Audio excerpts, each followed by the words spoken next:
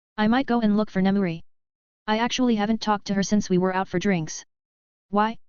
Because I don't know how much she can remember and I don't like awkward situations. I've also had my hands full with time to waste, so I couldn't see her. Now I will go and see what she's up to. Toga is currently in class anyway, apparently, killing 30 people seemed to do the trick. She's no longer too distracted by her thoughts of wanting to taste everyone's blood. It's bound to come back eventually, kinda like an addiction. Today we have breaking news. A massacre occurring on the west side of Musutafo has left authorities shocked and confused. Killer still at large. I shut down the television and slowly got off my chair. I figured they'd announce the media of this event a bit later. But I guess the lack of clues is forcing them to act. With the amount of blood spilt, most of the walls were painted red. I think it was quite a gruesome sight for the authorities. Toga didn't really bleed, thankfully. I would have had to burn down that entire apartment block otherwise. And that might have caused a bit of a mess for the people living in the area. I warped out of my room and into the teacher's lounge. It was surprisingly empty. Did Nizu give them a free day or something? I'm pretty sure they should be here right now. I then decided to warp into the meeting room, which was next door, but who exactly walks when they can teleport? I mean, I don't understand why Kurogiri liked walking around. I warped myself right on top of the table. I crouched down as to not hit the ceiling. I looked around carefully. I saw all of the teachers just staring at me. Maybe next time I should look at them through the wall first?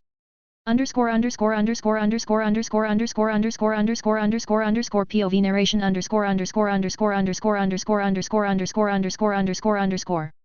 All of the teachers were in the room. Nizu had called them to the meeting to talk more about the USJ incident. The purpose of the meeting was to figure out exactly how the League of Villains had gotten their hands on a work schedule. At first, the principal was suspicious that there might have been a mole. But they simply had no idea who that person could be. Even if All for One was dead and the threat of the League was eliminated, he needed to make sure nothing like this would ever happen again. And to do so, he needed to make sure the school was secure. Then, it just clicked to Nizu. I'm such a fool. Why don't I just ask Beru? After all, Beru had worked with the League. Hold on. I just had an idea. I'll call Beru, said Nizu as he took out his small phone. The teachers just looked at Nizu weirdly, making the principal sweat a bit. Don't blame me. I can't always be above everything. Just as the call started ringing, Beru appeared on top of their table. He looked around sneakily for a second, before realizing that everybody was inside. He instantly appeared at the front door. Oh, what a coincidence. I didn't realize you guys were here. I'll just sit down here. Beru didn't even mention a whisper about his initial appearance into the room. Toshinori just rubbed the bridge of his nose while Aizawa casually applied some eye drops and blinked a few times. Most of the teachers were already used to Beru's uniqueness? Yes, I was just about to call you. Great to see you. Nizu also completely ignored Beru's bizarre entrance. Sure, what's up? Beru asked while stretching his legs underneath the table. Well, we've been trying to figure out how exactly Tenko Shimura had gotten his hands on a class schedule. Maybe you could shed some light on this issue? Asked Nizu while staring at the insectoid. They had all started calling Shigaraki by his real name, not the one given to him by All for One. It was by All Might's request. And it also helped Shigaraki get used to his new life. Beru took a minute to think about Nizu's question. He distinctly remembered not listening to some of the things Shigaraki and All for One were speaking of. But he had still heard of this before. I think Shigi paid some girl with money problems to get it for him. She's a student. Hero Course 2. I don't really know who though. Beru had to really look into his memories to remember that specific conversation. It was a good thing he had some memory-enhancing quirk. Well, he was now technically as intelligent as All for One. Technically is the keyword here. I see, thank you for the information Beru. This gives us a low. Beru interjected for a second. I doubt you've actually got a spy though if that's what you're wondering. Not like Shigi told her it was for a terrorist attack. Beru waved his hand dismissively. Nizu had not expected to get that much information from Beru. But it seemed like the insectoid was of greater standing within the League of Villains than expected. All for One had openly discussed plans in front of him. Understandable, still we probably should find out who exactly it was. Even if we don't punish them too severely. Nizu had some weight lifted off his shoulders with this conversation. Yeah, you guys do that, I'll just go eat. I guess he slowly got up. Indeed, this meeting is pretty much done. I'll look a bit into the matter myself. The rest of the teachers also got up and prepared to leave. Oi, Nemuri, wanna join me? Beru asked while pulling on his own wings. He doesn't like his hands being idle. Sure, I don't really have classes right now. She then looked at Nizu, who just nodded and left on his own. Great, let's go. They started making their way to the canteen. The atmosphere around them was a bit more strained than usual. So they didn't speak much. Still,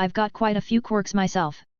Well, now that I think about it, it might be somewhat new for outsiders. The kid beside me seems to be looking quite shocked.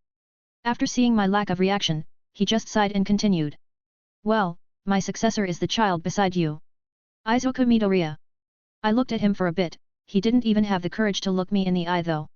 Hey, kid name's Beru. I patted him on the back, an action that startled him quite a bit. So how's this related to me in any way? Although, I guess I'm flattered enough that you're sharing your secrets with me. I guess his quirk was a mystery for me in the past. I just thought it was your usual strength quirk, not so interesting and all that. But I guess it's not that simple now. Well, this upcoming festival is a big chance for the students to be scouted by pro heroes. But young Midoriya has little control over his quirk. I hope that you would be able to train him. Toshinori just gave me a pleading look. Not just train him. I ask of you to take him in as an intern after the festival. Really now? Sounds like a bit of work. But I guess I do owe Toji a lot. It was with his and Nizu's help that I even had a place to stay at UA. The kid just looked down in shame. He clenched his fists and looked quite depressed/determined. A weird cocktail of emotions really. I guess he hasn't been in possession of it for a long time, but why come to me? Well, Toji looks like he's got some stuff on his mind. I'm not exactly the best of teachers. I can be a role model, I can be a hero, but my teaching abilities are limited. And what makes you think I'm any better? When I received this power, I didn't need to worry about hurting myself with it, I just needed to control it to not damage my surroundings too badly. But Izuku. The stockpiled power is too much for his body to handle all at once. He needs to learn how to limit himself properly to avoid harming himself. So that's the issue here. Well, if you put it this way, I don't really know what to say. POV narration __________________________________________________________________________________________________________________ At first, Toshinori wanted to see how his pupil would fare against the competition in the festival, he wouldn't get any internship requests due to his lack of control. So, he now had two options. 1. Contact one of his old mentors, Gran Torino, and plead with him to take Izuku as an intern and teach him how to control one for all. But Torino was old, and Toshinori was not feeling too comfortable bothering him with this. The old man didn't react all that nicely to All for One still being alive after all. He didn't need even more stress. Still, this preemptive request for an internship embarrassed Izuku quite a bit. Even worse, it made him think that All Might didn't believe in him. Although that was just because he was blinded by his nervousness. All Might didn't consider this situation as abnormal, Izuku had just gotten the quirk a few weeks prior. He didn't think any less of his pupil. But he wasn't perceptive enough to do much for his successor's confidence issues and anxiety. Beru, however, instantly noticed the change of emotions that Izuku was going through. Beru found the situation a bit odd. He understood Toshinori's explanation, but he still didn't get why he was a viable option for a teacher. All until All Might added this: "You've learned how to use and mastered dozens of quirks. I figured you might be the most qualified person to teach him out of everyone at UA." This cleared up a few things for Beru. At least momentarily. But, in truth, if All Might was in a hurry to get his successor to master one for all, he would have still contacted Gran Torino. As he knew for a fact that he would have been of help. This was more of an attempt from him to get his student/pupil, better acquainted with Beru. Their ages weren't all that different, so he hoped that the two could get along. After all, he wanted some assurance that Beru would be able to make friends his own age. The only example of that was Toga, and she wasn't quite normal herself. So he resorted to doing this. Now he was just hoping that Beru would accept the request.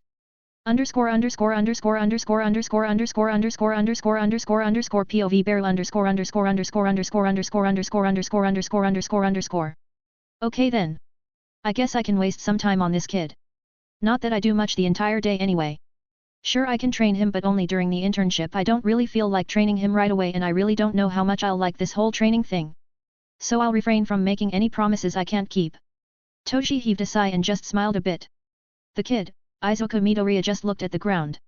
I guess I should at least try to cheer him up a bit. I gave him 2 pats on the back, maybe a bit harder than intended.